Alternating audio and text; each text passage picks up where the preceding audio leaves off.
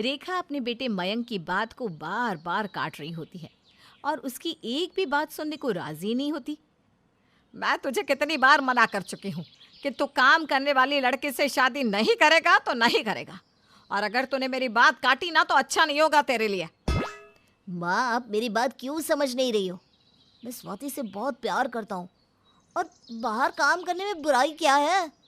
आप ये तो सोचो कि हम दोनों ही काम करेंगे तो घर में और पैसे आएंगे। तुझे तो बस हर वक्त पैसा ही पैसा दिखता है। अरे कभी ये सब छोड़कर माँ को भी देख लिया कर। माँ, मैं हमारे सबके लिए ही तो सोच रहा हूँ ना।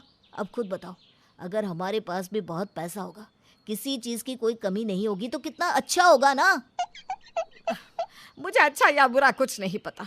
मुझे बस इतना पता है कि तेरे पापा के जाने के बाद मैं बहुत अकेले पड़ गई हूँ, और मैं नहीं चाहती हूँ कि मेरी बहू ऐसी आए जो बाहर काम करती हो।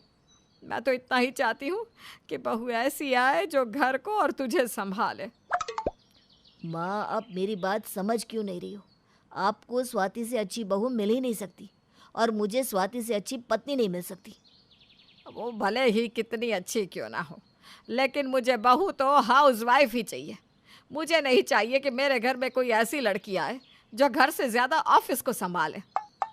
रेखा मयंक की बात सुनने को राजी ही नहीं थी। वो बस अपनी ही चलाए जा रही थी। मयंक भी बेचारा अपनी माँ की बातों से परेशान होकर ये सारी बातें स्वाति को बता देता है। लेकिन स्वाति मयंक की बात मान जाती है और शादी के बाद हाउसवाइफ रहने के लिए हाँ कर देती है। कुछ दिनों बाद उन दोनों की बहुत धूमधाम से शादी हो जाती है। शादी के बाद स्वाति का ससुराल में पहला दिन था, तो रेखा स्वाति की आरती उतारती है और कहती है, सच में बहू तो बहुत ही सुंदर आई है, बिल्कुल चांद का टुकड़ा। माँ जी, मैं कुछ कहूँ? अगर आप मेरी बात का बुरा न माने तो? अरे हाँ हाँ बहू, इसमें बुरा मानने वाली क्या बात है, जो मन में आए बोल। माँ जी, मैं आपके साथ ही सो जाऊँ? अरे बहू, तुझे अपनी माँ की याद आ रही है क्या है?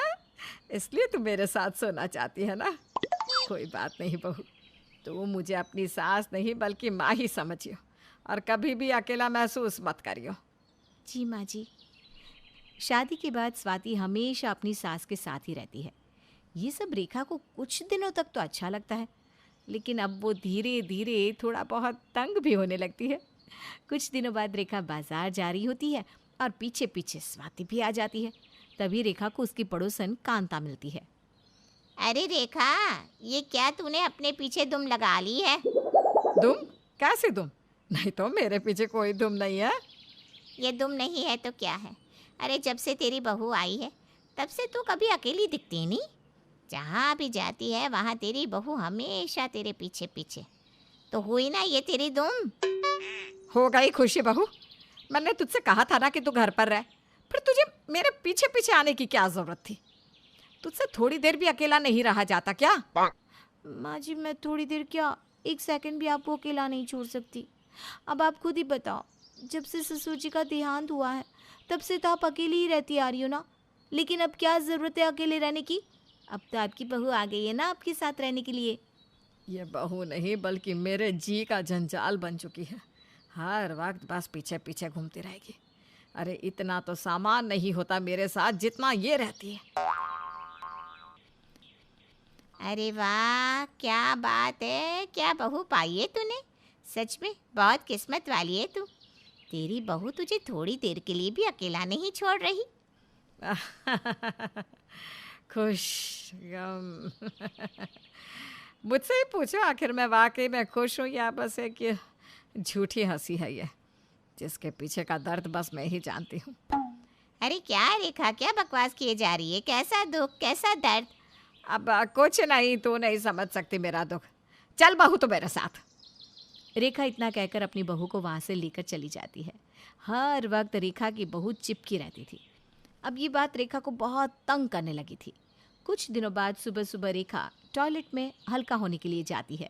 तभी बाहर से दरवाज़ा खटखटाते हुए स्वाति कहती है, अरे माँ जी, आप अंदर ही हो ना? अरे बहू, जब तुझे बाहर से दरवाज़ा बंद दिखाई दे रहा है तो पूछ क्यों रही है? मैंने तुझे कहा तो था कि मैं थोड़ा हल्का होने जा रही हूँ। हाँ हाँ माँ जी, मुझे याद है, आपने मुझे बोला तो था, लेकिन मैं आपको अकेला भी तो नहीं छोड़ सकती हूँ ना। आपको अकेला महसूस हो रहा होगा ना, इसीलिए मैं यहाँ आ गई ताकि आपको अकेला ना लगे। अरे बहू, टॉयलेट में हूँ मैं, टॉयलेट में, संडास में। यहाँ तो लोग अकेले ही आते हैं। अरे कम से कम यहाँ तो मुझे अकेला छोड़ दे। मुझे पता है आप ये सब ना ऊपरी मन से कह रही हो, लेकिन मन ही मन तो आपको अच्छा लग रहा है ना कि मैं टॉयलेट में भी आपको पूछने आ गई। हाँ, इतना अच्छा लग रहा है कि जो ताज़ा ताज़ा निकल रहा है ना वही तेरे मुंह पर से मारूं। अरे बहू, हर वक्त पीछे पीछे घूमना अच्छा नहीं लगता। तू थोड़ा समय अपने पति को भी दे। रेखा अपनी बहू को बार बार दूर रहने के लिए कहती रहती है, लेकिन स्वाति रेखा को बिल्कुल भी अकेला नहीं छोड़ती। ऐसे ही कई दिन निकल जाते हैं और यही सब चलता रहता है। कुछ दिनों बाद रेखा अपनी पड़ोसन माला से बात कर रही होती है, तभी वहाँ स्वाति आ जाती है। माँ जी, आप यहाँ आ रही थी तो मुझे कम से कम बता कर तो जाती। आपको पता भी है मैं कब से आपको पूरे घर में ढूंढ रही थी और बार बार यही सोच रही थी कहीं आप अकेला ना महसूस करो। अरे रेखा, क्या हो गया तेरी बहू को? मैं यहाँ तुझे इतनी ज़रूरी बात बता रही हूँ और यहाँ भी तेरी बहू पीछे पीछे आ गई। तेरी बहू को 2 पल का चैन नहीं है क्या? माँ जी के बिना तो सच में मुझे 2 पल का भी चैन नहीं है। जब तक माँ जी के साथ नहीं रहती ना, तब तक मुझे ऐसे ही अकेला महसूस होता रहता है। अरे बहू, तू घर जा। मैं माला से कुछ ज़रूरी बात कर रही हूँ, थोड़ी देर में घर आ जाऊँगी। नहीं नहीं माँ जी, मैं यहाँ ऐसे आपको अकेला छोड़कर नहीं जा सकती हूँ। अरे बहू, तू मुझे किसी दूसरे शहर में अकेला नहीं छोड़ रही है, बस अपने मोहल्ले में ही अकेला छोड़ रही है। और अपना ज़्यादा सवाल जवाब मत कर, जा। नहीं माँ जी, मैं नहीं जा रही कहीं। देखो, तेरी बहू तो यहाँ से हिलने वाली है नहीं, लेकिन अब मैं ना तुझे कुछ नहीं बताऊंगी। तुझे बहू नहीं बल्कि सास मिल गई है जो हर वक्त चिपकी रहती है। अपनी पड़ोसन से ये सब सुनकर रेखा को बहुत गुस्सा आता है। वो सीधा अपनी बहू को घर लेकर जाती है। शाम को जब मयंक आता है तो रेखा मयंक से कहती है, मयंक बेटा, तू अपनी पत्नी को कह दे हाउस वाइफ बनने में कुछ नहीं रखा, बाहर जाए, कम से कम 2 पैसे तो आएंगे ना। लेकिन माँ आपको ही तो हाउसवाइफ बहू चाहिए थी ना। अरे हाँ भाई हाँ, मुझसे गलती हो गई। हाउस वाइफ कभी भी बहू नहीं बल्कि सास ही आती है। स्वाति अपनी सास को इतना परेशान करती है कि वो फिर खुद ही अपनी बहू को बाहर काम करने देने के लिए बोल देती है।